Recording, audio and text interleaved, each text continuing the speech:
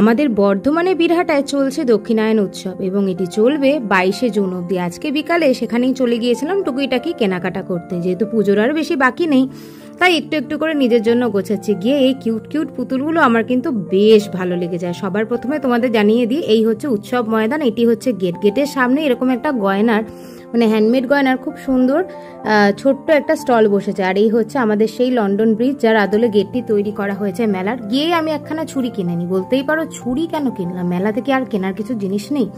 যেহেতু art and craft নিয়ে কাজ করি, ছুরি টুরি নিয়ে তো এগুলো আমাদের কারবার তোমরা জানোই। আর এই কিউট কিউট পুতুলগুলো এত ভালো লাগছিল, মনে হচ্ছিল সব কটাকে বাড়িতে তুলে আনি।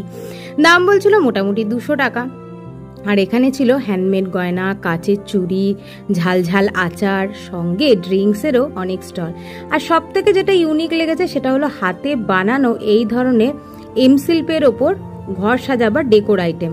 এগুলো মোটামুটি 480 এরকম দাম বলছিলেন। উডেন প্লাইয়ের ওপর পুরোটাই শিল্পের কাজ। দিদিভাই এসেছেন বৈদ্যবাটি থেকে, উনি জানিয়েছেন যে প্রত্যেক দিন উনি আসতে পারেন না, আর ওনাকে তোমরা পেয়ে যাবে গেট দিয়ে, মেলার গেট দিয়ে ঢুকেই একদম নেমে ডান দিকে তাকালে দিদিভাইকে দেখতে পাবে জুয়েলারি স্টলটির আগে।